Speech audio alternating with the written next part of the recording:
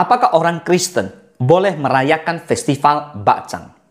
Saudara, pertanyaan mengenai boleh atau tidaknya orang Kristen merayakan festival Bacang atau sering disebut Dragon Boat Festival merupakan hal yang penting untuk dibahas dengan kebijaksanaan dan pengertian rohani, khususnya dari sudut pandang Alkitab. Mari Bapak Ibu semua, saya akan jelaskan dari sudut pandang Alkitabiah.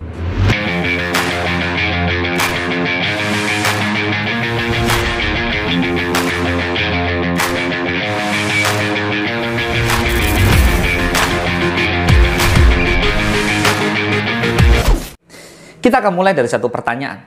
Apa itu Bacang? Bacang dalam bahasa Mandarin itu Zhongzi adalah makanan khas yang biasa dikonsumsi saat festival Perahu Naga atau Tuan Wuji, perayaan tradisional Tiongkok untuk mengenang Qu Yan, seorang patriot dan penyair yang bunuh diri karena cintanya kepada negara. Festival ini bersifat budaya, bukan keagamaan. Meskipun ada unsur-unsur tradisi leluhur dan spiritualitas dalam praktik sebagian orang. Nah, bagaimana dari sudut pandang Alkitab? Yang pertama, prinsip kebebasan Kristen. Saudara, Alkitab memberikan kebebasan kepada setiap orang percaya dalam hal-hal yang bersifat non-doktrinal atau tidak secara langsung menyangkut iman keselamatan. Di 1 Korintus 10:23 dikatakan segala sesuatu diperbolehkan. Benar, tetapi bukan segala sesuatu berguna. Segala sesuatu diperbolehkan, benar, tetapi bukan segala sesuatu membangun. Jadi artinya, banyak hal yang diizinkan, boleh kita lakukan. Ya, benar, tapi bukan itu berguna. Lalu diperbolehkan juga belum tentu baik. Kenapa? Belum tentu juga membangun. Nah, selama perayaan Bacang tidak melibatkan penyembahan berhala, ritual okultisme, atau kepercayaan yang bertentangan dengan iman Kristen, maka secara prinsip tidak ada larangan Alkitab untuk menikmatinya sebagai bagian dari budaya. Atau kita sekedar makan Bacang rame-rame. Karena Bacang memang enak, saya juga suka. Lalu yang kedua, hati-hati terhadap sinkretisme. Jika dalam perayaan Bacang ada praktik seperti persembahan kepada arwah leluhur, dukun, atau bentuk kepercayaan tradisional lain yang bertentangan dengan pengajaran Alkitab, maka jelas seorang anak Tuhan, seorang Kristen, sebaiknya tidak ikut dalam bagian tersebut.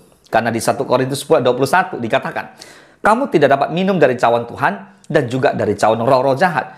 Kamu tidak dapat mendapat bagian dalam perjamuan Tuhan dan juga dalam perjamuan roh-roh jahat. Kalau kita sudah putuskan ikut Yesus, maka kita ikut semua pengajaran, semua jalan, semua kebenaran yang Tuhan ajarkan. Katakan amin.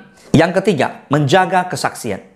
Walaupun kita memiliki kebebasan, Paulus mengajarkan agar kita mempertimbangkan dampaknya terhadap orang lain, agar tidak menjadi batu sandungan bagi sesama orang percaya. Di Roma 14 ayat 19 dikatakan, sebab itu marilah kita mengejar apa yang mendatangkan damai sejahtera dan yang berguna untuk saling membangun. Nah Bapak Ibu semua, marilah kita mengejar yang mendatangkan damai sejahtera.